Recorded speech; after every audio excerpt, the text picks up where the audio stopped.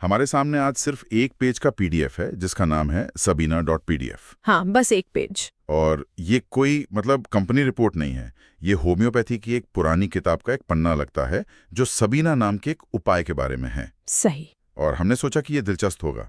हम सब जानते हैं कि स्वास्थ्य को देखने के अलग अलग तरीके हैं, लेकिन वो असल में काम कैसे करते हैं, उनका सोचने का तरीका क्या है। हाँ बिल्कुल। तो आज हम इस एक पेज को एक चाबी की तरह इस्तेमाल करेंगे, ये समझने के लिए कि ये सिस्टम बीमारियों को कैसे देखता है। ये एक बेहतरीन नजरिया है, क्योंकि ये दस्तावेज सिर्फ जानकारी की एक लिस्ट नहीं है। नहीं, बिल्कुल नहीं। ये एक तरह से एक प्रोफाइल बना रहा है, लगभग एक किरदार की तरह। ये हमें सिखाता है कि कैसे लक्षणों के बिखरे हुए समूह में एक कहानी ढूंढी जाए। एक कहानी। और सबीना की कहानी, जैसा कि ये स्रोत बताता है, काफी विशिष्ट और गहरी है। तो चलिए इस किरदार की प्रोफाइल बनाना शुरू करते हैं। दस्तावेज की पहली ही लाइन एक बहुत बड़ा संकेत देती है। पहली ही लाइन ये कहती है महिलाओं की पुरानी बीमारियां। लेकिन फिर ये और भी गहरा हो जाता है और कहता है गर्भपात की प्रवृत्ति, खासकर तीसरे महीने में ये बहुत ही विशिष्ट है। बहुत ज्यादा। और यहाँ प्रवृत्ति या टेंडेंसी शब्द बहुत मायने रखता है। स्रोत एक बार की दुर्घटना की बात नहीं कर रहा, बल्कि एक पैटर्न की बात कर रहा है, एक कमजोरी की। बिल्कुल बिल्कुल सही। एक कमजोरी जो शरीर में बस गई है।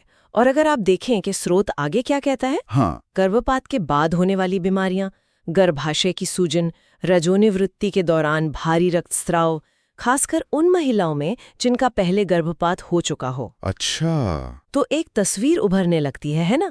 ये एक धागे की तरह है जो इन सभी अलग अलग मोतियों को एक साथ पिरोता है। सही पकड़ा। ऐसा लगता है कि ये सिस्टम कह रहा है कि शरीर एक बड़ी घटना जैसे गर्भपात को याद रखता है। हाँ, और वो याददाश्त बाद में अलग अलग तरीकों से सामने आती है। ये सिर्फ अलग अलग शिकायतों की एक चेकलिस्ट नहीं है, ये एक कहानी बता रहा है। ठीक है, तो हमें इस किरदार का मुख्य संघर्ष पता चल गया है। अब आते हैं इसके सिग्नेचर मूव पर। एक ऐसी चीज जो बार बार दिखाई देती है। दस्तावेज में दर्द के बारे में एक बहुत ही अजीब और विशिष्ट वर्णन है। हाँ है। ये कहता है पीठ के निचले हिस्से में सैक्रम से लेकर प्यूबिस तक खींचने वाला दर्द। अब सैक्रम रीढ़ का सबसे निचला हिस्सा और प्यूबिस सामने का जघन क्षेत्र। तो ये एक सीधी रेखा में दर्द है, पीछे से आगे की ओर। बिल्कुल सीधी रेखा में। हाँ, और सबसे खास बात यह है कि स्रोत के अनुसार ये दर्द लगभग सभी बीमारियों में मौजूद होता है जो सबीना से जुड़ी हैं। सभी में? लगभग सभी में। ये एक कीनोट लक्षण है, एक पहचानकर्ता। होम्योपैथी जैसी प्रणालियों में दर्द की क्वालिटी और उसकी दिशा ये निदान के लिए सबसे महत्वपूर्ण सुराग होते हैं। अच्छा, ये सिर्फ पीठ दर्द नहीं है, ये एक कहानी है जो दर्द बता रहा है। मैं यहाँ से शुरू होता हूँ और वहाँ खत्म होता हूँ। और इसे और भी स्पष्ट करने के लिए स्रोत इसकी तुलना एक और उपाय से करता है, वाइबर्नम ओप्यूलिस। हाँ, वाइबर्नम, जहाँ दर्द पीठ से शुरू होकर शरीर के चारों ओर घूमता हुआ आगे तक जाता है। एक दर्द सीधी रेखा में है और दूसरा एक घेरा बनाकर आता है। हाँ, ये तो बहुत ही सूक्ष्म अंतर है। क्या ये वाकई इतना मायने रखता है? यही तो इस पूरी पद्धति का सार है। ये सूक्ष्म अंतर ही सब कुछ है। अच्छा। एक आम डॉक्टर के लिए ये दोनों शायद लोअर बैक पेन होंगे, लेकिन इस सिस्टम के लिए एक सीधी रेखा और एक घुमावदार रास्ता, दो पूरी तरह से अलग कहानियां हैं जो दो अलग अलग उपायों की ओर इशारा करती हैं। बिल्कुल। ये सिग्नेचर दर्द, चाहे पीरियड्स के दौरान हो या डिलीवरी के बाद, अगर ये पीछे से सीधे आगे वाला पैटर्न मौजूद है तो ये सबीना की ओर एक बहुत मजबूत इशारा है। तो हमारे पास एक कोर समस्या है और एक सिग्नेचर दर्द का पैटर्न। अब स्रोत एक और बड़े विषय पर बात करता है जो है रक्तस्राव। हाँ, रक्तस्राव। और यहां भी ये बहुत विशिष्ट हो जाता है। ये कहता है प्रवाह आंशिक रूप से हल्का लाल, आंशिक रूप से थक्केदार। लेकिन जो बात मुझे सबसे ज्यादा चौंकाती है वो है इसके साथ जुड़ी शर्त। कौन सी? थोड़ी सी भी हरकत से स्थिति बिगड़ जाती है। हाँ, ये मोडालिटीज कहलाती हैं, यानी वो चीजें जो लक्षणों को घटाती या बढ़ाती हैं। और ये सोने की तरह कीमती जानकारी होती है। थोड़ी सी भी हरकत से? हाँ, थोड़ी सी भी हरकत से बदतर एक बहुत ही मजबूत संकेत है। इसका मतलब है कि मरीज को पूरी तरह से स्थिर लेटना पड़ता है। रुकिए, पर यहीं पर मुझे कंफ्यूजन हो रहा है। बताइए। एक तरफ आप हिल भी नहीं सकते और दूसरी तरफ चलने से आराम मिल रहा है। ये एक शानदार सवाल है और ये दिखाता है कि इन ग्रंथों को कितनी बारीकी से पढ़ना पड़ता है। हाँ, क्योंकि पहली नजर में तो ये गलत लगता है। पहली नजर में ये एक साफ विरोधाभास है, लेकिन शायद ये उतना विरोधाभासी नहीं है। ये हरकत की गुणवत्ता के बारे में हो सकता है। मतलब? हो सकता है कि बिस्तर में करवट लेने जैसी अचानक झटकेदार हरकतें समस्या को बढ़ाती हों, लेकिन चलने की एक कोमल लयबद्ध गति, अच्छा, जो शरीर में सर्कुलेशन को एक अलग और स्थिर तरीके से प्रभावित करती हो, शायद राहत देती हो। अच्छा, तो ये झटकेदार बनाम लयबद्ध गति का मामला हो सकता है। संभवतः यह व्याख्या का क्षेत्र है, लेकिन स्रोत हमें इस तरह की बारीकियों के बारे में सोचने पर मजबूर करता है। ठीक है। और ये इस पैटर्न को मासिक धर्म के वर्णन से भी जोड़ता है। बहुत जल्दी, बहुत ज्यादा, बहुत लंबे समय तक। तो ये उसी पैटर्न की पुष्टि करता है। हाँ, एक असामान्य रक्तस्राव का पैटर्न जहां स्थिरता और गति के बीच एक बहुत ही नाजुक संतुलन है। ठीक है, अब तक हमने जो भी बात की है वो बहुत शारीरिक है, गर्भाशय, दर्द, रक्तस्राव। लेकिन फिर ये दस्तावेज एक ऐसा मोड़ लेता है जिसकी मैंने बिल्कुल उम्मीद नहीं की थी। ये कहता है संगीत असहनीय है। हाँ, घबराहट पैदा करता है, हड्डियों और मज्जा तक महसूस होता है। क्या संगीत जो आमतौर पर सुकून देता है वो इस केस में असहनीय है ना जी? और हड्डियों तक महसूस होता है। मैंने ऐसा कुछ कभी नहीं सुना। और ये हमें इस सिस्टम के सबसे मौलिक सिद्धांत की याद दिलाता है, समग्रता या होलिज्म। मतलब? यहाँ गर्भाशय की समस्या और संगीत के प्रति संवेदनशीलता दो अलग-अलग मुद्दे नहीं है, उन्हें एक ही तस्वीर का हिस्सा माना जाता है। अच्छा, तो सब कुछ जुड़ा हुआ है। बिल्कुल।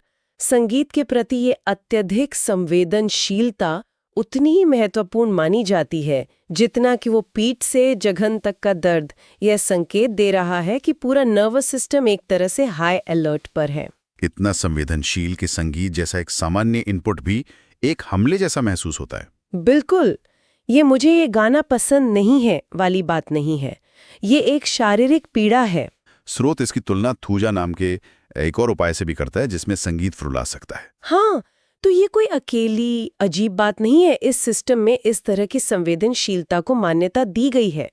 जब कोई व्यक्ति शारीरिक रूप से इतना कमजोर होता है तो अक्सर उसकी इंद्रियां भी अत्यधिक संवेदनशील हो जाती हैं। तो अगर हम इस प्रोफाइल को और आगे बढ़ाएं तो क्या ये सिर्फ इन आंतरिक समस्याओं तक ही सीमित है या ये बाहर भी दिखाई देता है? हाँ, ये बाहर भी दिखता है। इसका दायरा और भी बड़ा है। स्रोत असहनीय खुजली और जलन के साथ अंजीर के मस्से फिग वॉट्स का उल्लेख करता है। मस्से? हाँ, और यहाँ एक और तकनीकी शब्द आता है, साइकोटिक अफेक्शंस। हाँ, ये स्पष्ट करना जरूरी है, नहीं तो लोग कुछ और ही समझ लेंगे। इसका आज के मनोविज्ञान वाले साइकोटिक से कोई लेना देना नहीं है। बिल्कुल नहीं। क्लासिकल होम्योपैथी में साइकोटिक एक खास तरह के रोग पैटर्न को दर्शाता है जिसमें अक्सर शरीर में कुछ अतिरिक्त उगने या बढ़ने की प्रवृत्ति होती है, जैसे मस्से या ट्यूमर। अच्छा। तो स्रोत त्वचा पर होने वाली इस तरह की असामान्य वृद्धि को सबीना की तस्वीर से जोड़ रहा है। और इसका एक और बहुत ही दिलचस्प काम बताया गया, गर्भाशय से मस्से या बाहरी वस्तुओं को बाहर निकालने को बढ़ावा देता है। हाँ, ये फिर से गर्भाशय पर इसके प्रभाव की ओर इशारा कर रहा है। ये तो बहुत बड़ा दावा लगता है। ये गर्भाशय की मांसपेशियों के संकुचन पर इसके प्रभाव की ओर इशारा कर रहा है और ये बात इसे रुके हुए प्लेसेंटा और प्रसव के बाद के तीव्र दर्द के लिए इसके उपयोग से वापस जोड़ती है। अच्छा, तो मतलब वही क्रियाविधि है। हाँ, इन सभी स्थितियों में गर्भाशय को कुछ बाहर निकालने के लिए कुशलता से सिकुड़ने की जरूरत होती है। तो चाहे वो मस्से हो, प्लेसेंटा हो या खून के थक्के, मूल क्रियाविधि एक ही है। समझ गया। तो ये सब एक दूसरे से जुड़ा हुआ है। ठीक है। दस्तावेज के अंत में कुछ बहुत ही संक्षिप्त लेकिन महत्वपूर्ण खंड हैं। एग्रावेशन यानी स्थिति का बिगड़ना और एमेलियोरेशन, हाँ, सुधार। इन्हें हम उस किरदार की पसंद और नापसंद कह सकते हैं।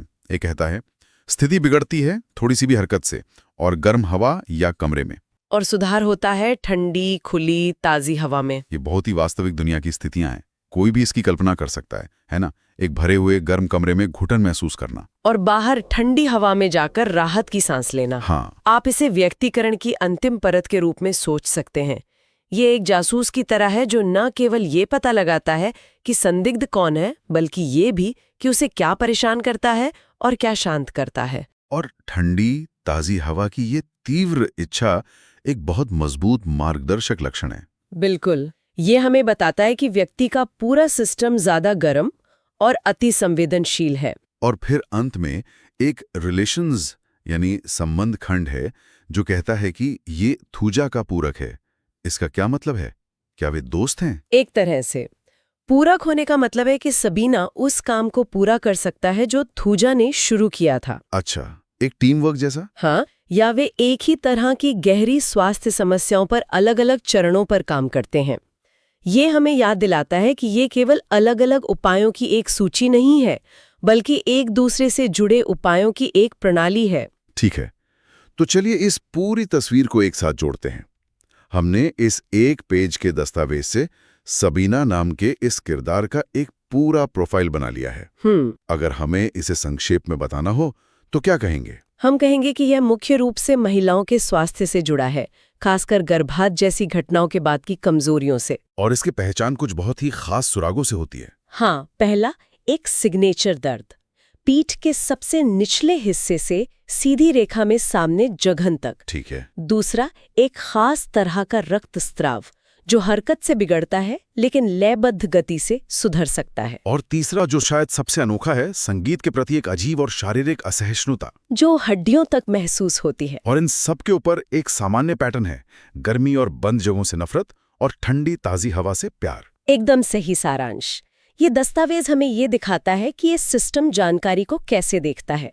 ये सिर्फ बीमारी का नाम नहीं पूछता, ये पैटर्न की तलाश करता है। दर्द की कहानी, भावनात्मक प्रतिक्रियाएं और पर्यावरणीय ट्रिगर्स।